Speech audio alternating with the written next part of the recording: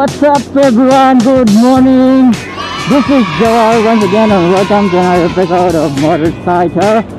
And so ngayon na-invite tayo mag-ride with some Aerox group here in Coronadal City. Shout out Ian Paez. Thank you for inviting me. Nagkaroon na tayo ng problema. Nauna tayo sa meeting place. However, nabutas naman ang gulong natin, so umuwi tayo sandali.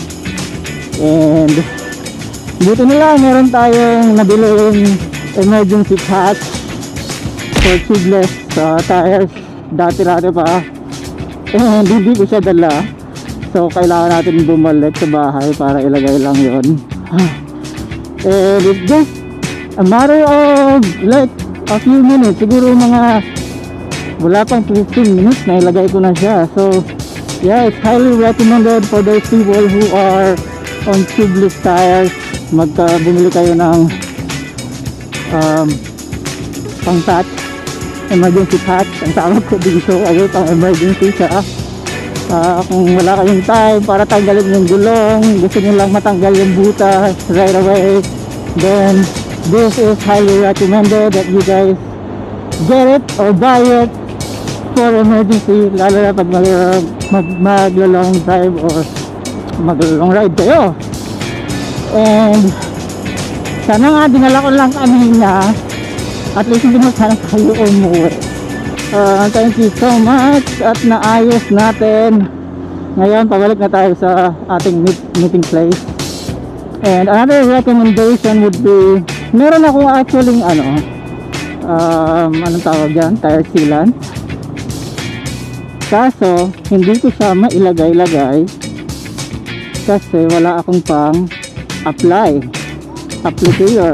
Mga vulcanizing shop na so far na pinuntahan ko, tinatanong ko sila kung meron silang panglagay ng nito ng tire sealant. Kaso sinasabi nilang wala. So I should probably have a tire sealant at least.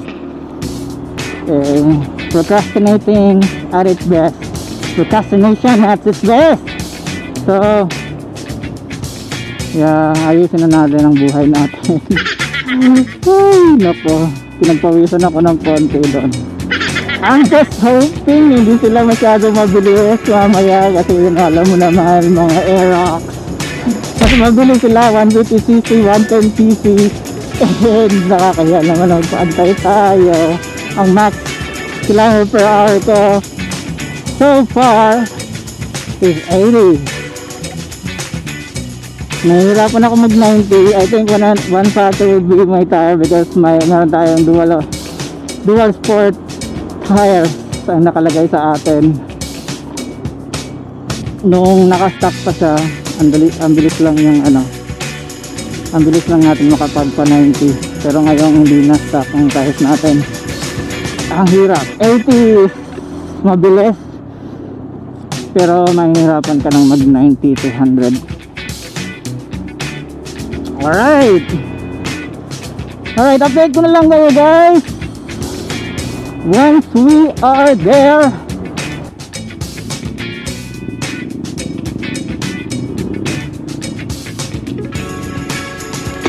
Woo! Ano? Sa likod. Buti na lang may patch ako.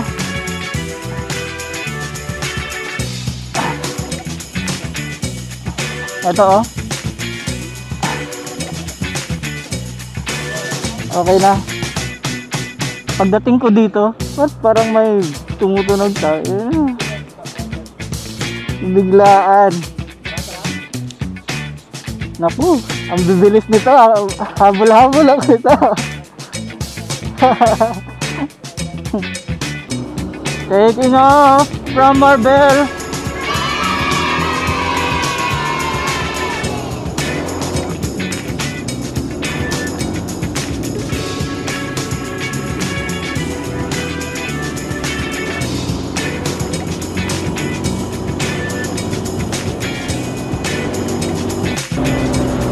Alright, so we're gonna try to catch up as much as we can with them, pero pag naiwan, yun na talaga ang kaya natin. Then I'm gonna go ahead and I'll try our best. Team Zoomer Team Zoomer SIDB. Naku, napipil ko na may iwan tayo. Ay, kakaya. Alright, well, looking forward to having a new bike, higher displacement bike the following year. And yeah, I think our Zoomer X has done its job, and we've been together for a very long time. That's almost 7 years na tayong kasama ni Zoomer X, and I think it's about time to have another brother for our Zoomer, God willing. Naiiwan na tayo, guys. Wala na tayo. 80 kilometers per hour lang tayo.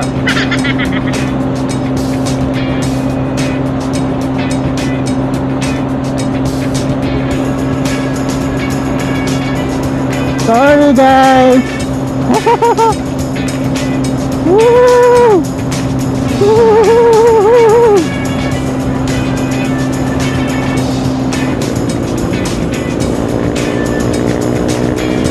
Yan, modified barako lang ang malakas. Ayan, ayan, pare.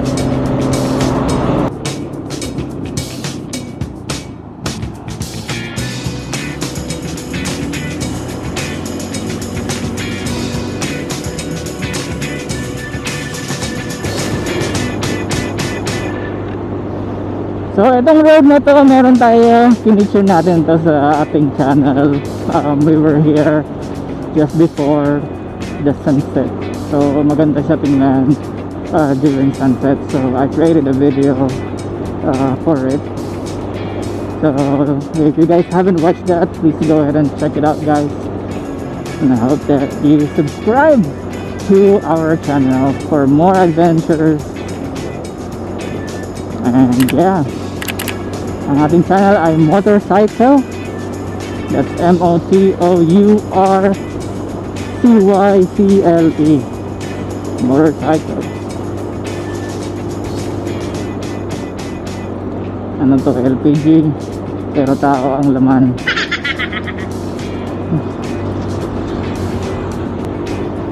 This is like our whole roller coaster ride right here. Kasi pataas pa baba. And the reason kung bakit ganito ang daan dito, hindi yung ginawang plane na lang na straight na hindi na paakyat-akyat, is because of this pineapple plantation. Kailangan kasi dumaan pa rin yung mga tubig sa mga ganyang klaseng pababa, so it doesn't disrupt the plantation here. Kaya ginawa ng ganyan. So if you guys are wondering, that's the reason why ganito ang daan dito, pataas pababa, spaghetti pataas.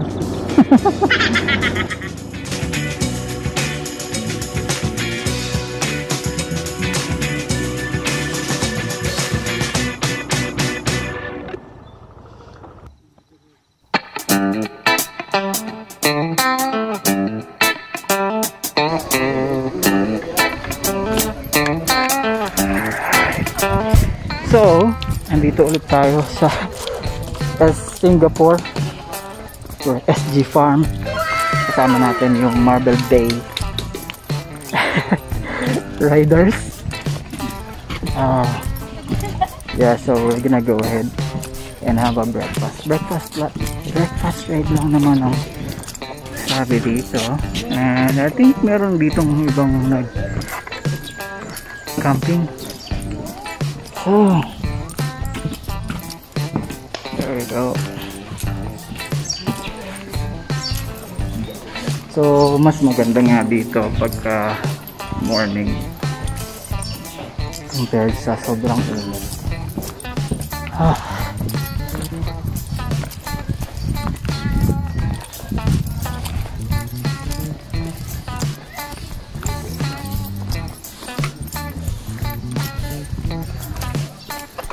Ito ang mga ano, Marble Bay. Marble Bay. Ayan. Hello guys, what's up? welcome to my vlog. This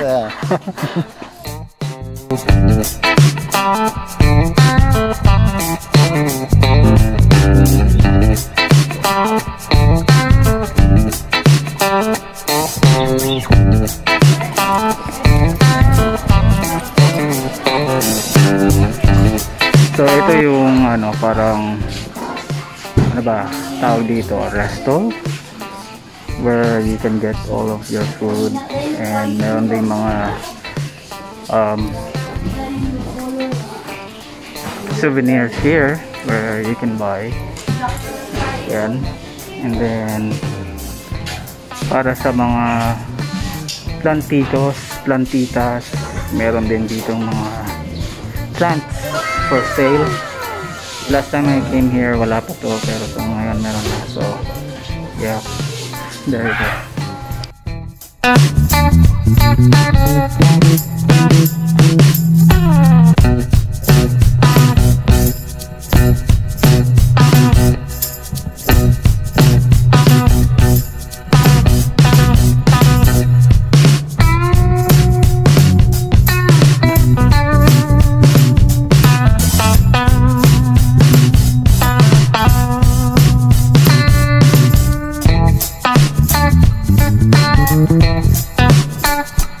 So we're done with our breakfast in Singapore, SB Farm here in Tupi. Now we're off to Lake Cebu. Still, we are with the Marble Bay Riders. Shout out sa Marble Bay Riders. Shout out guys.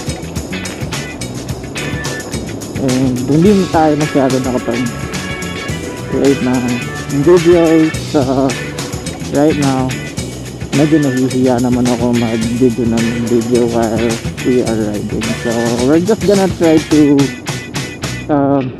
create some videos na yung kaya lang, na para hindi lang natin ma-istorbo yung ating mga kasama or mag-cause ng delay for this ride. And maraming salamat guys sa pag-aantay. Right, so abangan nyo guys, we're going to Lake Cebu and papunta tayo ng Green River Pier. Bibisitahin natin ngayon Green River Pier. Since the last time I went there, like talagang soft opening pa lang, and I've seen on their page on Facebook na sobrang dami na ng ginawa nila, daming improvements. So we're gonna go ahead and check that out guys, and I'm gonna try to show it to you guys as much as I can, para at least kung malayo man kayo or nagdabala kayong pumunta doon, nakita nyo kung anong na-expect nyo from that place. Alright,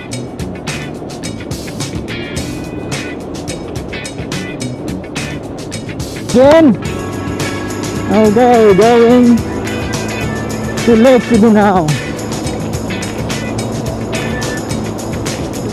So far hindi pa naman tayo pinapahiya ng ating consumer, maliban sa hindi natin kayang makipag-bilisan 80 kilometers per hour. That's it.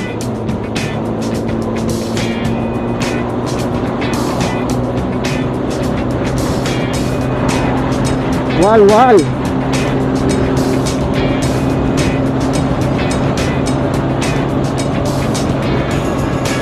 Yan, si Ian. Ang bilis ng Aerox.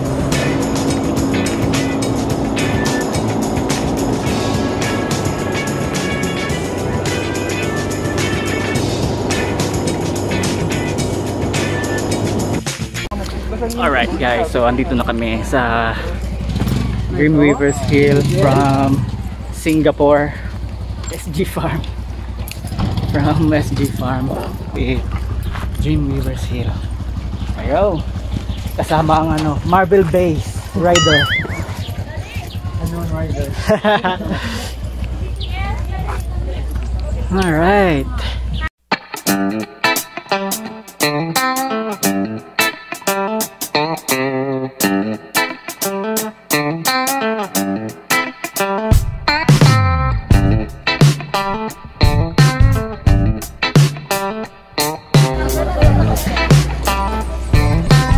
So eto na siya ngayon guys. Ganito na siya ngayon. Nagbago na siya. Kagaya ng pag-ibig niya sa'yo. Nagbago na rin. Walang forever. Pero mas namin na siya ngayon actually. Kasi dati parang gina-construct pa siya ngayon. Pero halos tapos na. Picture.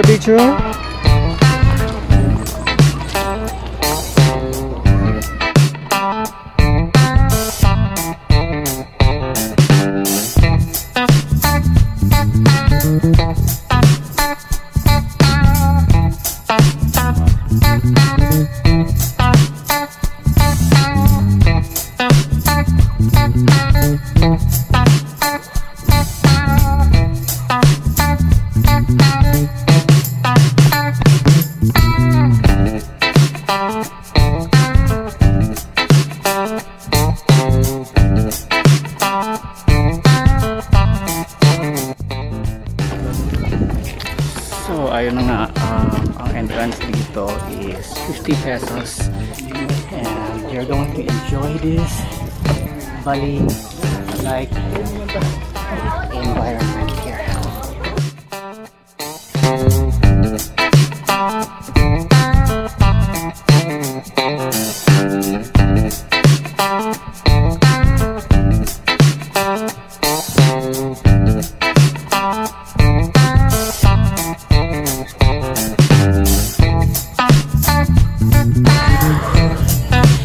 Sama pa rin natin ang mga Marble Bay riding.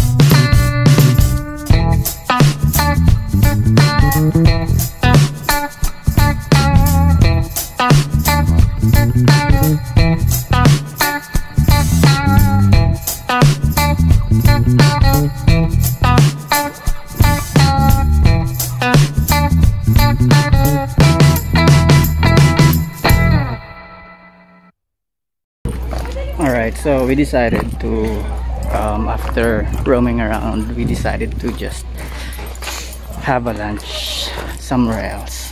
So pinasyalan lang namin tong lugar na to para lang makita kung how it looks like right now. So we're gonna head for our lunch na.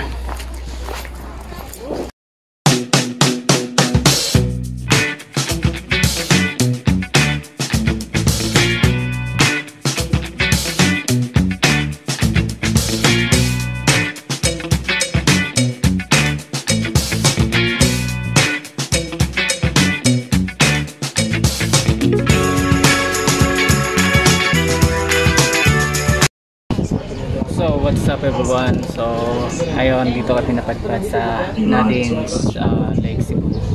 So dito kayo magla-lunch before we head home. And so napakaganda ng view rito.